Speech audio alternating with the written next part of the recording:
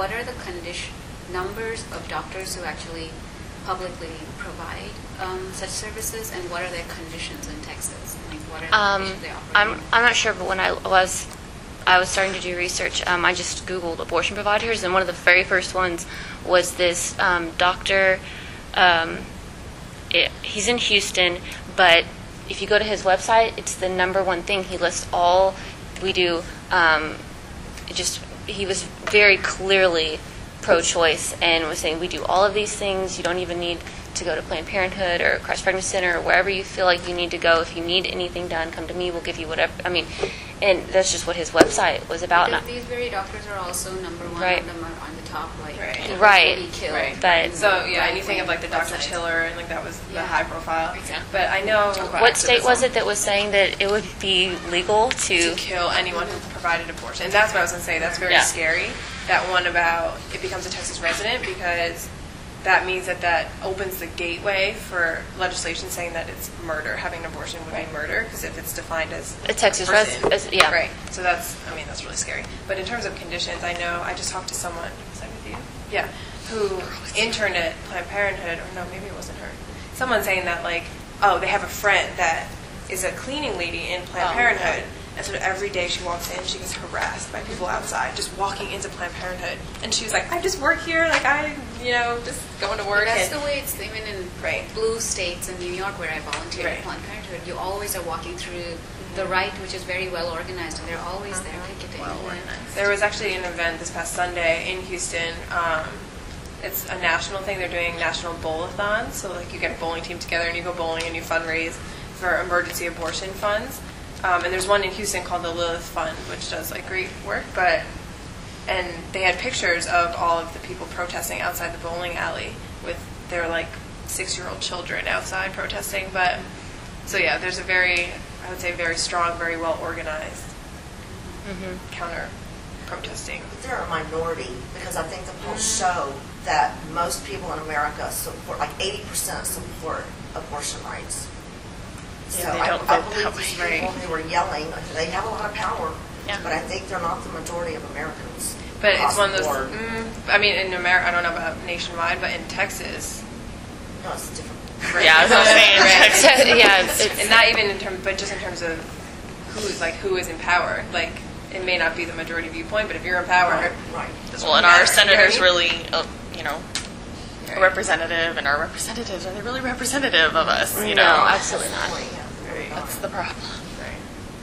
Have you seen any stats about Texas, what people's attitudes are for choice or anti-choice? I actually didn't see that. I didn't. I wonder if it's in here. I don't know. And I think we talked about this before, maybe not. And it's going back to that sort of, even if it is the majority viewpoint, if you have 70% of registered voters in the country not voting, right. It's those stats almost don't even matter if people aren't voting. So, and especially because the 2012 presidential elections are coming up and people are starting to campaign and stuff. So in the GOP, because Planned Parenthood wasn't defunded and that was their major thing, I think we're going to start to see all of the candidates having this be a central part of their platform. That's the word, platform. Because now they have to almost what's the word? I don't know. Just throwing words at you.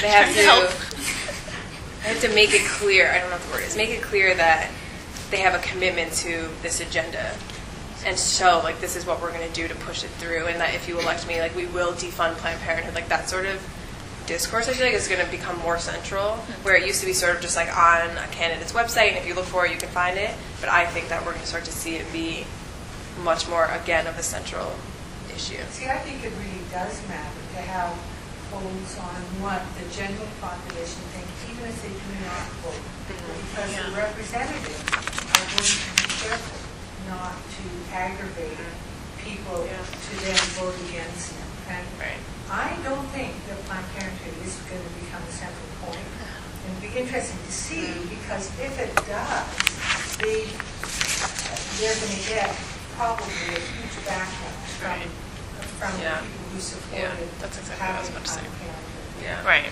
I mean, I think they'll just go for the birther issue. And I think that, well, people I would hope who were opposed to defunding Planned Parenthood, I would assume wouldn't vote for the GOP candidate anyway. You know what I mean?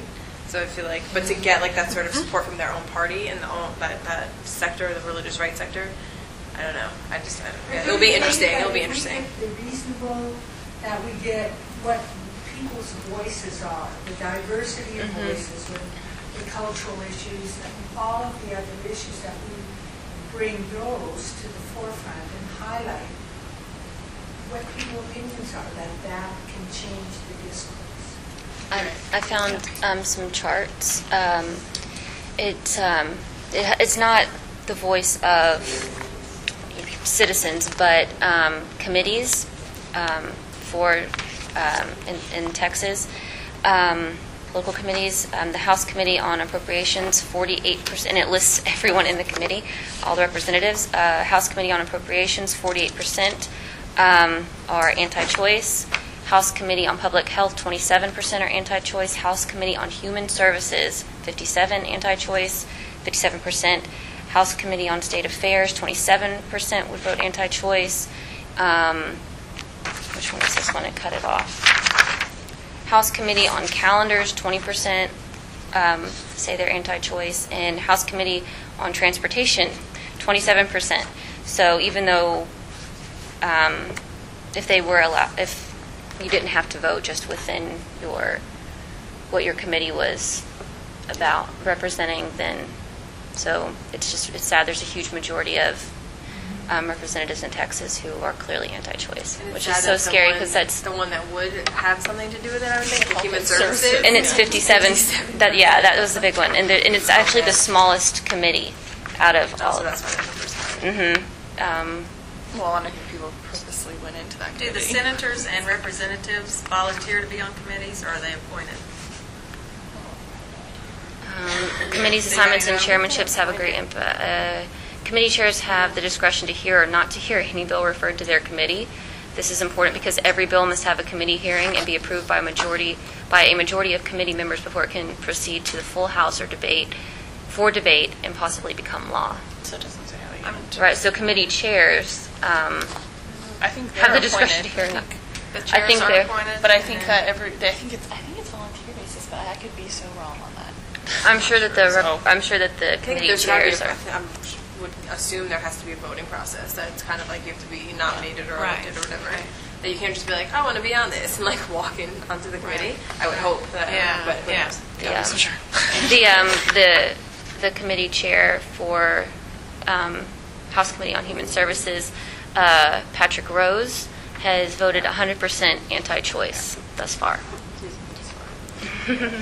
That's I don't know. I guess we can, even though it's been sort of an open conversation anyway, but open it up to any questions that maybe hopefully we can answer, even though we're not like political gurus, but you know, I don't have just a question. any question. Yeah, Comment, like a comments, little comment. disagreements, anything. As far as the political part of this, we've all been gerrymandered now to where we have little or no power. In fact, the Democrats have little or no power. Like, I live in Galveston County, and Me too. Olson is my representative who also represents Clear Lake. Clearly, Clear Lake and Galveston County have the same. Oh, right. Needs. And so, I could probably write Pete Olson all day long. He's not going to listen to me. So what No. can we do to mobilize as many people as possible to get out there and That's a vote? great question. Do more roundtables Walk like for this. choice. Walk for choice in number number two Monday? in Texas. Oh. 3? Is it 3? 2? I don't know. Well, because there were smaller ones, and then there's going to be bigger ones just in There's the Walk for Austin. Choice, Texas-wide. Walk for Choice, May 21st. I unfortunately will not be here. But there's a Facebook group if you want. Yeah, and so they're carpooling, busing people to Austin to get people from all over Texas to go to the Capitol building and have a Walk for Choice. So that's something that you can do that is actually out in the street sort of thing, but also calling representatives. And even if you think they don't listen, it doesn't matter. Just keep calling. You know what I mean?